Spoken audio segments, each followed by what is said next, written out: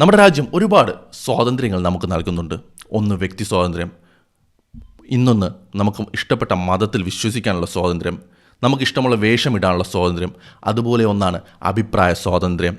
നമുക്ക് നമ്മുടെ സർക്കാരുകളെ വിമർശിക്കാം, അതിനുള്ള സ്വാതന്ത്ര്യം നമ്മുടെ ഭരണഘടന നമുക്ക് നൽകുന്നുണ്ട്. അതൊരിക്കലും ഹെയ്റ്റ് സ്പീച്ചായി പോകരുത് എന്ന് മാത്രമാണ് മുന്നിലുള്ള ഏക നിബന്ധന. പക്ഷേ ഇപ്പോൾ നടക്കുന്നത് എന്താണ്? നമ്മുടെ സർക്കാരുകളെ വിമർശിച്ചാൽ, ഇപ്പോൾ സോഷ്യൽ മീഡിയ വഴി വിമർശിക്കുകയാണെങ്കിൽ ആ വിമർശനങ്ങളെല്ലാം കാണാതായി പോകുന്നു. പ്രധാനമന്ത്രി നരേന്ദ്രമോദിയുടെ പടം വച്ച് ഒരു വിമർശനം നടത്തിയാൽ നിമിഷങ്ങൾക്കുള്ളിൽ തന്നെ ഇന്ത്യയിൽ നിന്ന് ആ പടം അപ്രത്യക്ഷമാകുന്നു. അതേ അവസ്ഥയിലേക്കാണ് ഇപ്പോൾ കേരളം പൊയ്ക്കൊണ്ടിരിക്കുന്നത് എന്നാണ് ഇപ്പോൾ വരുന്ന ഏറ്റവും വലിയ വിമർശനം. കാരണം മുഖ്യമന്ത്രി വി.ഡി. സതീശൻ്റെ ഫോട്ടോ ഇട്ട് ഏതെങ്കിലും പോസ്റ്റുകൾ ഇടുകയാണെങ്കിൽ നരേന്ദ്രമോദിയുടെ ഫോട്ടോ എങ്ങനെ കാണാതാകുന്നുവോ അതുപോലെ തന്നെ മുഖ്യമന്ത്രിയുടെ ഫോട്ടോയും ഇന്ത്യയിൽ കാണാനാകുന്നില്ല. ഇതാണ് ഇപ്പോൾ ഏറ്റവും വലിയ ചർച്ചാ വിഷയം. കഴിഞ്ഞ ദിവസം MDMA കേസിൽ പിടിക്കപ്പെട്ട ആൾക്ക് മുഖ്യമന്ത്രിയുമായി അടുത്ത ബന്ധമുണ്ടെന്നും അയാൾ മുഖ്യമന്ത്രിയുടെ സോഷ്യൽ മീഡിയയുടെ ചീഫ് കോർഡിനേറ്റർ ആയിരുന്നുവെന്ന വാർത്തകൾ പറഞ്ഞിരുന്നു. അതിനുശേഷം സോഷ്യൽ മീഡിയയിൽ മുഖ്യമന്ത്രിക്കെതിരെ വിമർശനങ്ങൾ ഉയർന്നു. എന്തിനേറെ പറയുന്നു, കേരളത്തിലെ ഒരു മുഖ്യധാര ചാനലായ റിപ്പോർട്ടർ മുഖ്യമന്ത്രിക്കെതിരെ കൊടുത്ത വാർത്തകൾ പോലും കാണാതാകുന്ന അവസ്ഥയാണ് ഇവിടെ എത്തുന്നത്. ഭരണത്തിലേറിയപ്പോൾ നിങ്ങൾക്ക് ആരെയും വിമർശിക്കാം, എന്നെ വിമർശിക്കുന്നതുകൊണ്ട് യാതൊരു പ്രശ്നവുമില്ല എന്ന് പറഞ്ഞ ആളായിരുന്നു നമ്മുടെ മുഖ്യമന്ത്രി വി.ഡി. സതീശൻ. പക്ഷേ ഭരണത്തിലെത്തിയതിനു ശേഷം അദ്ദേഹം ചെയ്യുന്നത് അദ്ദേഹത്തിൻ്റെ വാക്കുകൾക്ക് വിരുദ്ധമായിട്ടുള്ള കാര്യമാണെന്ന് എടുത്തു പറയേണ്ടി വരും.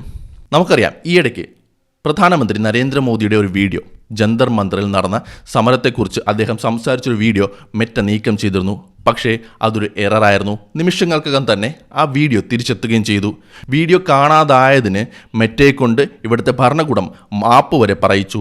എന്നാൽ ഇവിടുത്തെ ഒരു സാധാരണക്കാരൻ വിമർശനം ഉന്നയിക്കുമ്പോൾ അയാളുടെ പോസ്റ്റുകൾ കാണാതാകുന്നതിന് എന്ത് മറുപടിയാണ് മെറ്റയ്ക്കും ഈ സർക്കാരിനും നൽകാനുള്ളത്?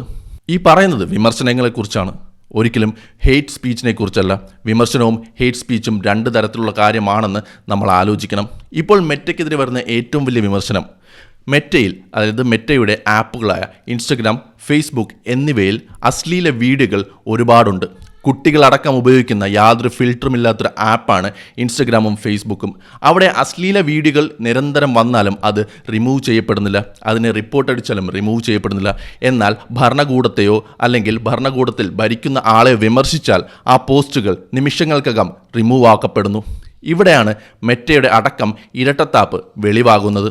പ്രധാനമന്ത്രിയുടെ അടുത്തുള്ള ആൾക്കാരുടെ ഫോട്ടോയിട്ടുള്ള വിമർശനം വന്നു കഴിഞ്ഞാൽ അത് റിമൂവ് ചെയ്യപ്പെടുന്നത് ഈയിടയ്ക്ക് തുടങ്ങിയതല്ല. അതിനുവേണ്ടി അവർ ഒരു പ്രത്യേക നിയമം തന്നെ കൊണ്ടുവന്നിട്ടുണ്ട്. പക്ഷേ കേരളത്തിൽ അത്തരത്തിലുള്ള കാര്യങ്ങൾ നടക്കുന്നില്ലായിരുന്നു.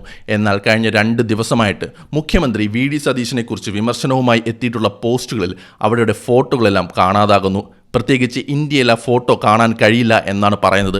ആലോചിക്കണം, വാർത്താമാധ്യമം, ഇന്ത്യയുടെ 4ാം തൂൺ എന്ന് പറഞ്ഞ വാർത്താമാധ്യമങ്ങളിൽ പോലും സർക്കാരിനെയോ മുഖ്യമന്ത്രിയോ വിമർശിച്ചിട്ടുള്ള വാർത്തകൾ പോലും കാണാതാകുന്നുണ്ടെങ്കിൽ എങ്ങോട്ടാണ് നമ്മുടെ ജനാധിപത്യത്തിൻ്റെ പോക്ക് എന്ന് ചോദിക്കേണ്ടി തന്നെ വരും. ഈയിടയ്ക്ക് ഒരു നാഷണൽ മീഡിയയിൽ കൊടുത്ത ഒരു ഇൻ്റർവ്യൂവിൽ നമ്മുടെ മുഖ്യമന്ത്രി വി.ഡി. സതീശൻ പറഞ്ഞത് സോഷ്യൽ മീഡിയയ്ക്ക് നിയന്ത്രണം കൊണ്ടുവരണമെന്നാണ്.